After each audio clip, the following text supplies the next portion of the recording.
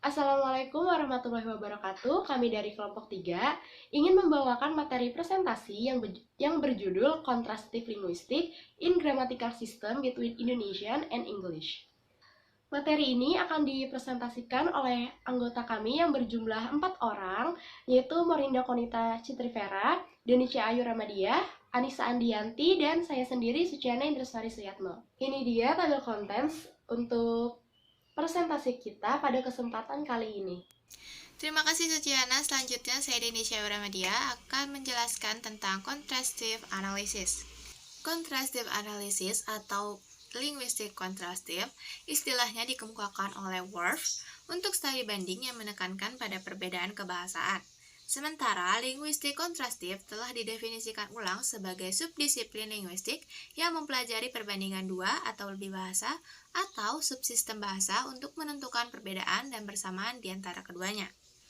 Analisis kontrastif berarti membandingkan dua bahasa dengan memperhatikan perbedaan dan persamaan antara bahasa yang dibandingkan, sebagai contohnya bahasa Indonesia dan juga bahasa Inggris.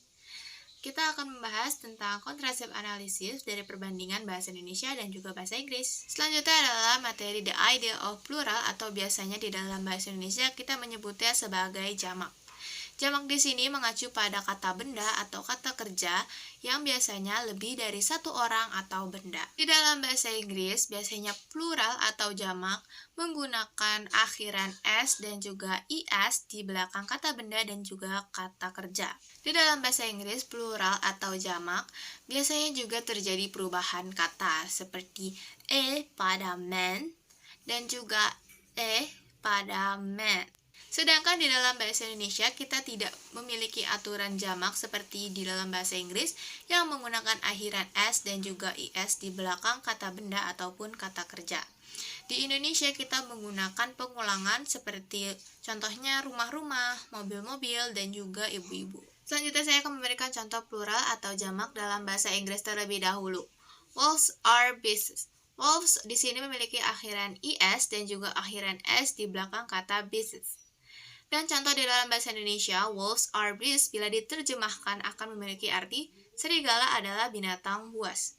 Di dalam bahasa Indonesia, serigala di sini tidak menggunakan kata pengulangan, karena serigala di sini termasuk ke dalam universal atau mengacu pada seluruh kelompok serigala. Materi selanjutnya akan dijelaskan oleh Anissa Andianti. Silakan Anissa. Baik, terima kasih Denisha. Nama saya Anissa Andianti. Di sini saya akan menjelaskan materi berikutnya yaitu sentence structure. Sentence structure atau yang biasa kita sebut dengan susunan kalimat, yaitu sebuah kumpulan kata yang ketika kita susun akan menjadi sebuah kalimat. Susunan kalimat itu sendiri terdiri dari subjek, predikat, objek, dan kata keterangan. Di sini saya akan menjelaskan perbedaan susunan kalimat pada bahasa Indonesia dan bahasa Inggris. Keduanya sama-sama terdiri dari subjek, predikat, objek, dan kata keterangan. Namun pada saat keterpengaruhan pada waktu, penggunaan gender dan klausa relatif untuk mendeskripsikan subjek, bahasa Inggris lebih mementingkan tiga hal tersebut ketimbang bahasa Indonesia. Contoh pada keterpengaruhan pada waktu, Paman pergi ke Surabaya tadi malam. Uncle went to Surabaya last night. Last night, tadi malam adalah kata keterangan lampau, sudah terjadi pada masa lalu. Dan pada bahasa Indonesia tetap menggunakan kata kerja pergi, namun pada bahasa Inggris yang ketika kata kerja pertamanya adalah goes untuk subjek orang ketiga, maka dia menggunakan kata kerja kedua yaitu when. Kemudian contoh waktu lampau yang kedua, kata keterangan lampau yang kedua yaitu Rudin sakit semalam. Rudin was sick last night. Last night sama halnya dengan tadi yang contoh pertama, yaitu tadi malam, sama dengan artinya semalam.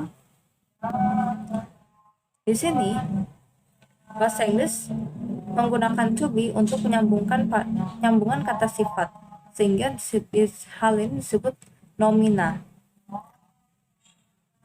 Namun dikarenakan ini kata lampau, To be yang seharusnya is untuk orang ketiga, maka diubah menjadi was. Berbeda halnya dengan bahasa Indonesia, tidak perlu menyambungkan kata sifat, tetap langsung setelah subjek kata sifat. Kemudian dalam penggunaan gender, contohnya, dompetnya ada di atas meja. His wallet is on the table. Ya, his. Di sini menyatakan sebuah kepemilikan. Pada bahasa Indonesia, baik itu perempuan maupun laki-laki sebagai pemilik tetap dinyatakannya di akhir sebuah kata benda yang dimilikinya. Berbeda dengan bahasa Inggris yang harus menggunakan kata his atau her sebagai kata kepemilikan.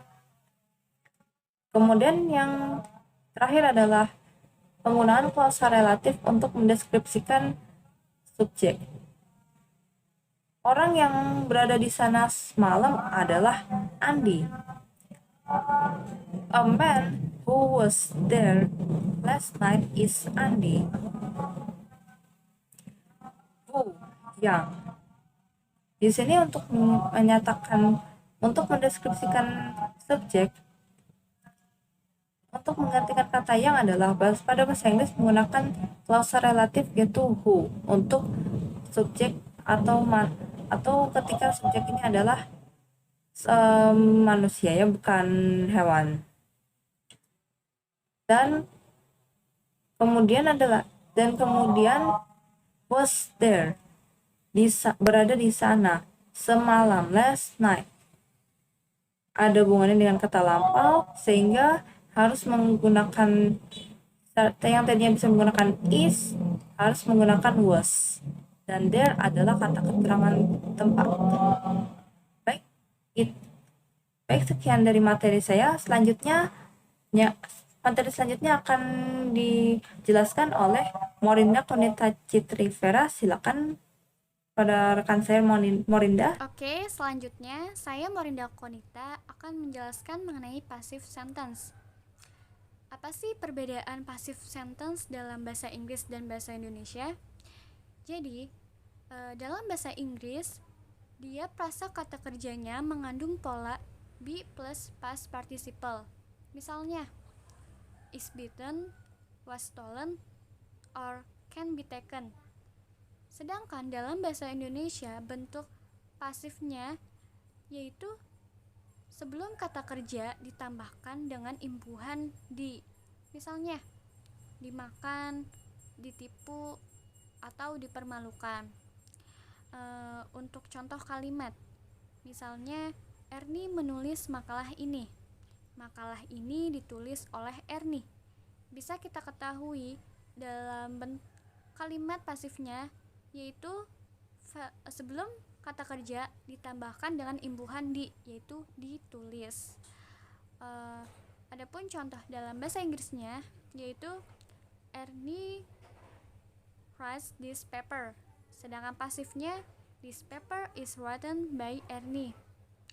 Seperti yang saya jelaskan tadi, yaitu dia mengandung pola be plus past participle atau verb 3, yaitu is written. Kemudian selanjutnya saya akan menjelaskan mengenai subject prominence in English and-nya in Indonesia. Dalam kalimat bahasa Inggris, dia itu selalu membutuhkan subjek, sedangkan dalam bahasa Indonesia dia subjeknya bisa dihilangkan. Misalnya, tinggalnya di mana sekarang? Atau pekerjaannya apa? Nah, bisa kita ketahui kan dari kalimat itu dia tidak ada subjeknya. Sedangkan dalam bahasa Inggris ini dia membutuhkan subjek, yaitu where do you stay now? Atau what do you do for living? Yaitu dari kalimat tersebut dia membutuhkan subjek, yaitu subjeknya you. Adapun subjeknya itu bisa berupa proper name, pronoun, ataupun lainnya.